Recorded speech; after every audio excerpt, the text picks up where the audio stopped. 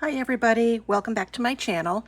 Today I'm going to be working on a sketch for the 30 Days of Sketches over at Christie's Beautiful Life. This is the sketch number 23. It is created by Jessica Michaels, and when I saw it I immediately thought of these photos of my grandson because I can put them in the photo strip configuration. And I won't be using an ice cream cone. I still have to figure out what that big embellishment is going to be, but I thought this would be the perfect paper pack to use for these photos. The colors are just perfect. Now you can see I have a whole bunch of scraps here. I've used this collection many times. I have done a lot of pages with it. So there are some really great colors in here that go perfectly with this, with the photos of him playing in his little, he has a swing set with a little playhouse to it, and it's got a pretend stove, and so he was cooking up some leaves that afternoon. And I love the colors. So this is what I'm going to work with. I have no idea what I'm going to use for that big embellishment, but we'll just play it by ear. To get started, I needed to make the film strip that is featured on this layout, and I apologize for my head getting in the camera. I'm very short, so I have to stand up when I line things up and lean over, and sometimes my head goes in front of the camera, so I apologize for that. But this really was the part of the layout that took the longest, trying to get this straight and even, and I don't know why I struggled with it so much, but I did. The photos that I'm using are 2 inches by 3 inches. And so I matted them on the white. I loved this rust color paper. I thought it went so well with the wood tone in the photos. So this is what I'm going to use for the strips that are along the outside of the layout. There's one on the left, one on the right. I ended up pulling out some warm white Color Vibe cardstock because it's the perfect color to go with this line. I usually use a vanilla or a all white cardstock as my base, but the white was just too dramatic. It was too bold, I guess, and the vanilla didn't have the right tone to it. So I pulled out the warm white. You'll see here I'm just kind of getting an idea of how things are going to go. I decided to pull some charcoal colored cardstock to back the white film strip because I thought the ends of it were getting a little lost onto the white paper. Here I'm pulling out some scraps because I wanted to add some yellow to the right hand side of the page, and I'm just going to tuck that under there.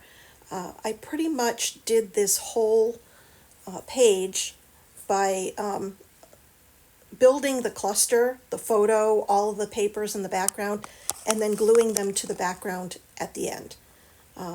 You'll see here that I am gluing down the strips on the side. I used 1/4 inch score tape to put that down.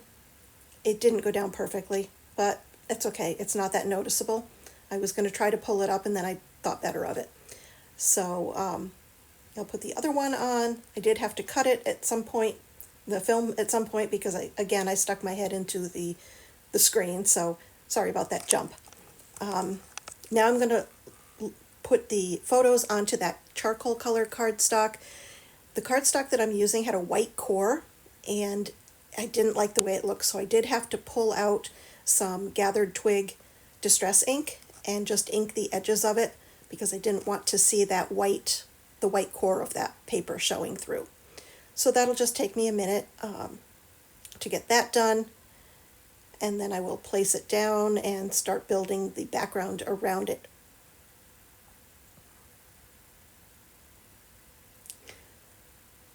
If you're enjoying this, please give it a thumbs up.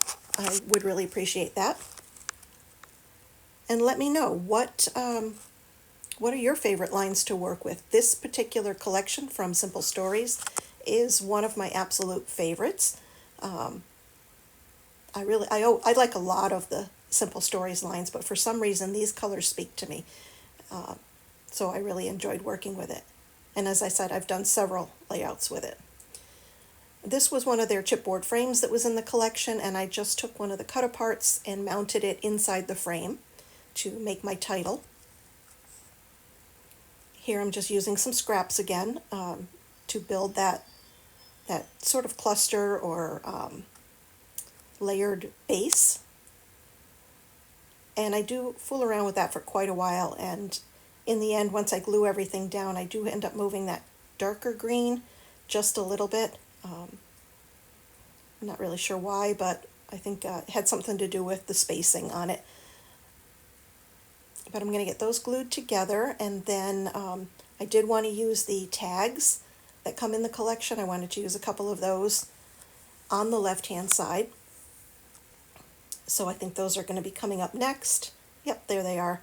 And the adhesive that I use usually allows me to pull up a little bit before it sticks down completely. So, you know, I was able to pick that up and stick the tags behind some of the layers.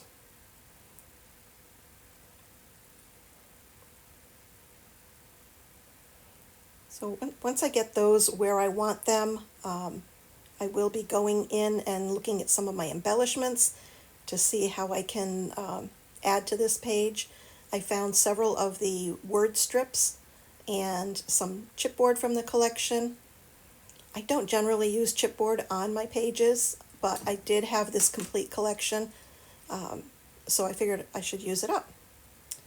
So I'm going to lay that down, get that sort of centered in the page, make sure that it's stuck down, and go in with some of these adhesive brads. This is another product that I don't usually use a lot of. I'm not a lump and bump kind of person. Foam tape I'm good with. I stick things down with foam tape, but all these metal and chipboard pieces generally don't make the cut. So I was pleased that I was able to use some of these up. Now I'm digging through the ephemera pack and looking for some things to add. I found this little card that says, "Let's go to dinner," or "Let's make dinner," something like that. Let's do dinner? I think it's "Let's do dinner," which I thought was kind of cute. I loved the little hearts that brought the darker green over to the right side of the page, and then there's that rust-colored heart that gets moved up a little bit in the end when I actually glue it down. So I just took a few minutes to go through all these embellishments and decided that those hearts needed to be popped up on some foam. And I think that's about it. I'm not sure that I had anything else. So with that, I'm going to go back to the live recording instead of the voiceover. Okay, I'm back with the finished layout. I did go back and add some splatters with Rustic Wilderness because there were some ink splatters on the original sketch. So you can see I used the sketch as a jumping off point. I definitely was inspired by it. I used the photo strips, I used the 1/2-inch paper strips on the edge, and everything's kind of tilted. So that's the general gist of the sketch. Other than that, you know, the theme is totally different. Yeah, but I like it. I think it came out good. I used a lot of scraps, actually, a lot of pieces of, this was from a 6x6 pad, or 6x8 pad, and just had some leftovers and things, so that worked out well. I was able to get some of my phrase stickers in, a little bit of the ephemera, a little bit of the chipboard, so overall I'm pleased. I like how the page turned out. I hope you do too. I thank you for joining me today, and I truly appreciate your support. So if you could give me a like and maybe leave me a comment, possibly even subscribe, I would really appreciate that. So until the next video, keep on crafting.